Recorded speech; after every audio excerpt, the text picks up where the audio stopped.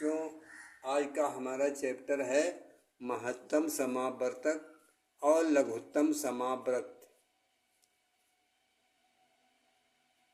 तो इसमें सबसे पहले हम क्या सीखते हैं, हमें यह समझना चाहिए कि ये है क्या चीज़ और ये किस तरीके से लगाई जाएगी, इसमें कैसे लगना चाहिए।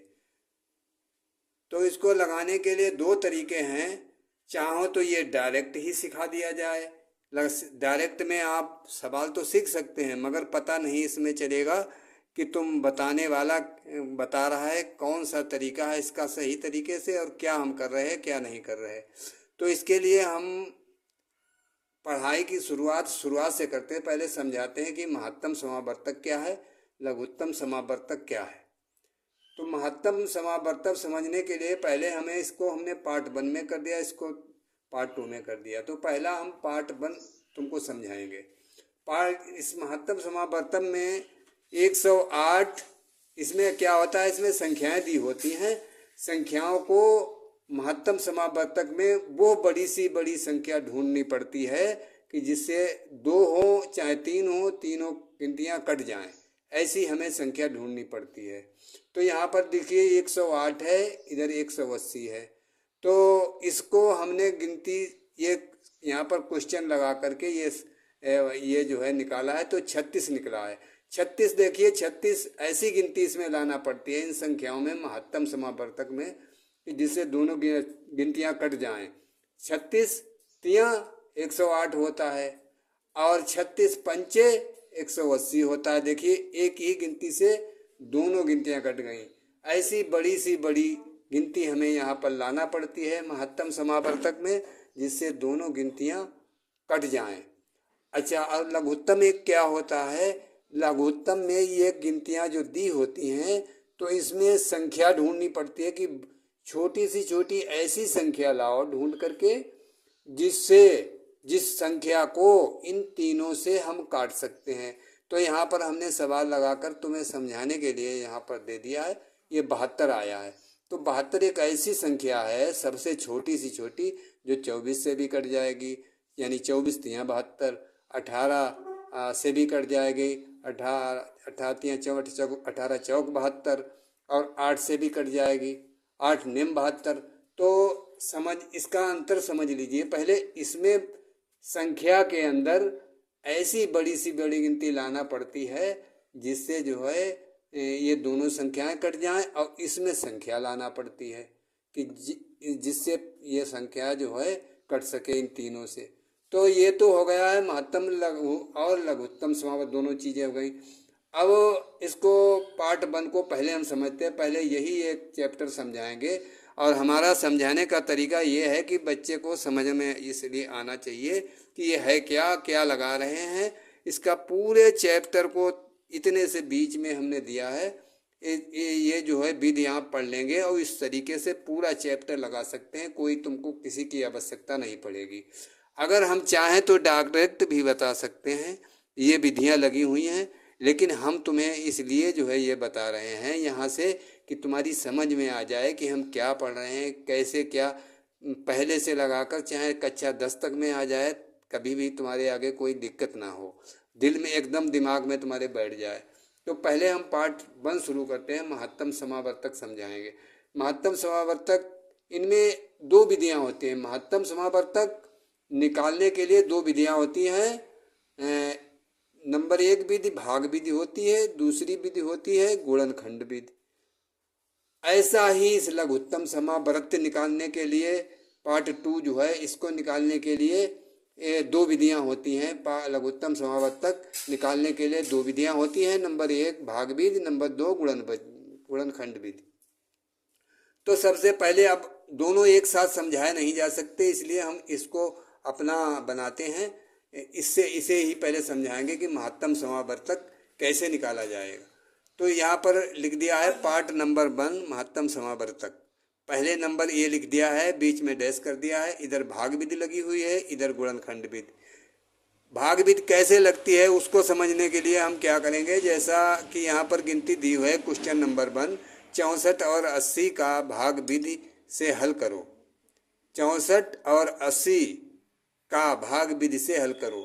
तो हम क्या करते हैं, इसमें जो छोटी गिनती है, दोनों गिनतियों में जो छोटी गिनती है उसको पहले लिख लेते हैं, फिर ये डैश लगा लेते हैं, फिर उसके बाद में जो बड़ी गिनती होती है बड़ी गिनती को यहाँ पर लिख के इसको भाग करते हैं। 64 एकन 64, यहाँ पर एक कन दिया है, 64 हो गया, 64 हो गया। अब 64 में से बच्चे कितने हैं, 16 बच्चे हैं। अब इसका तरीका यही होता है कि जो यहाँ पर शेष बचे उसको इसको भाजक बनाकर इसको रखना चाहिए। ये जो गिनती यहाँ पर की यहाँ ले आते हैं, फिर इसको काटते हैं, 16 चक्कू 64। तो ये गिनती पूरी कट गई है। तो हमने इसका क्या है, मासा, जो यहाँ पर जो लास्ट में जो भी गिनती आएगी वही उसका मासा होगा। तो यहाँ पर लिख दिया है कि मासा इसका। ऐसे क्वेश्चन नंबर 2 है, यहाँ पर 2 संख्याएं हैं, यहाँ पर 3 संख्याएं हैं। तो तीनों को भाग विधि कैसे लगाएं, कैसे हम लगाएं। यहाँ पर तो 2 गिनतियाँ थी, यहाँ पर 3 गिनतियाँ हैं।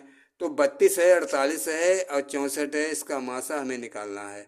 तो पहले हम क्या करते हैं, जो सबसे छोटी गिनती है इन तीनों में उसको इधर लिख लेते हैं पहले, फिर उसके बाद में उससे बड़ी गिनती लिख लेते हैं। जैसे 48 है, इससे बड़ी गिनती, तो 48 को यहाँ पर लिख देते हैं, उसको वही पहले की तरह निशान लगा के इसको भाग करते हैं। 32 एकन 32, बचा कितना, शेष 16 बचा है।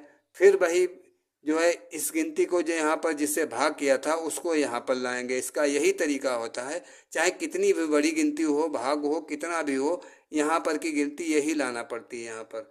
तो यहाँ पर 32 लिख के ये काटा है, 16 दूनी 32। तो इसमें क्या है, निकल आया है, इसका महत्तम समावर्तक निकल आया 16 निकला है। अब गिनती बची, तीसरी गिनती ये बच गई है। तो इस 16 से फिर हमने इसको जो है भाग करेंगे, 64 यहाँ पर लिख दिया, फिर उसको हम ये इधर वाली इससे 16 से भाग करेंगे। 16 चक्कू 64, कट गया ये भी गिनती। बस हम समझ गए कि 16 एक ऐसी गिनती निकल आई जिससे हमारी तीनों गिनतियाँ भाग हो जाती हैं। 16 दूनी 32, 16 तीन 48, 16 चक्कू 64, तीनों गिनतियाँ हमारी 16 से कट जाती हैं। एक 16 ही ऐसी बड़ी से बड़ी गिनती है जिससे तीनों गिनतियाँ कट सकती हैं। ये निकाल लिया, ये तो हो गई भाग विधि। अब गुणनखंड विधि इसकी निकालने के क्या करते हैं, देखिए, जैसे गिनतियाँ 2 दी होती हैं, इसमें 3 गिनतियाँ दी गई हैं, 3 गिनतियाँ दी गई हैं, 8, 18, 24। 2 इसलिए नहीं बताई 2 गिनतियों की कि तुम 3 में ना अटक जाओ, थोड़े से में ही तुमको समझाना है, पूरा चैप्टर इसमें समझाना है। इसीलिए हमने डायरेक्ट 3 गिनतियाँ लिख दी हैं, 8, 18, 24 लिख दी है। अब हम क्या करते हैं, इसको निकालने के लिए, इसको हल करने के लिए सबसे पहले हम ये 8 गिनती ये जो रखी है इसका जो है लिख लेते हैं, दूसरी जगह पर 18 लिख लेते हैं, तीसरी जगह पर 24 लिख लेते हैं।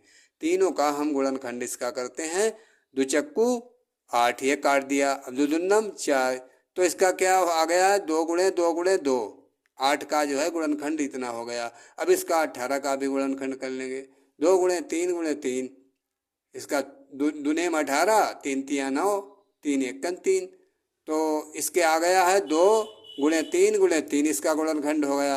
अब इसका 24 का भी गुणनखंड कर लेंगे, तो 2 गुणे 2 गुणे 2 गुणे 3, इसका निकला 2 छंग 2 2 दूनी 4 और 2 छंग 12, 2 तिया 6। अब इतना जो है गुणनखंड इसका निकला। तो फिर इसके लिए आगे के लिए क्या इसका तरीका है लिखने का, फिर हम क्या करेंगे, इन तीनों के गुणनखंडों के जो गुणनखंड आए हैं वो सामने लिखेंगे। पहले 8 का लिखेंगे, 2 गुणे 2 गुणे 2 जो यहाँ पर आए हैं वो लिख लिया। अब फिर दूसरा जो है 2 गुणे 3 है। तो इसका लिखने का सबसे बेहतरीन तरीका ये है कि जो गिनती सबसे छोटी हो उसको पहले लिखो, देखो, और उसके बाद में बड़ी गिनती आती है, अगर यहाँ पर आती है तो 2 यहाँ पर लिख ले हैं, और बड़ी गिनती उसको बाहर जाने दें। 2 गुणा 3 ये भी लिख लिया है। और जब तीसरी 24 के गुणनखंड की बारी आती है तो यहाँ पर क्या होता है, 2 गुणे 2 गुणे 2 गुणे 3 है। तो इस तरीके से लिखते हैं कि हमारा 3 के नीचे 3 आ जाए, 2 के नीचे 2 आ जाए। तो इसमें जो है गिनतियाँ लिख गई हैं। फिर हम जो देखते हैं कि जो गिनती हमारे तीनों जो हैं, जितनी भी गिनतियाँ हों, 3 हों 2 हों जितनी भी हों, दोनों में जो गिनती आएगी वो गिनती पर उसको एक हम ऐसे लकीर खींच देते हैं समझने के लिए कि कहीं हमारा दिमाग ना टप हो जाए, तो वही गिनती उसका मासा होती है। बस इतना, इसको इसको समझाने के लिए हमने इतना पूरा जो है तुमको शुरू से आखिर तक समझाया। अगर हमारे बताने में पढ़ाने में अगर तुम्हारी समझ में ना आता हो तो हमें कमेंट में इसको लिखिए कि हम तुम्हें यहाँ से सिखाएं या यहाँ से तुम्हें बेहतर लगता है। हम ऐसा है, हम ऐसे पढ़ाते हैं तो हम ये चाहते हैं बच्चे के दिमाग में चैप्टर का पूरा जो है हुलिया समझ में आ जाए और बच्चा कभी भी उसके दिमाग में बस जाए। अच्छा, जो अगर बेहतरीन लगा हो तो चैनल को सब्सक्राइब करें और हमें कमेंट बॉक्स में अपनी राय ज़रूर दें। Subscribe the channel.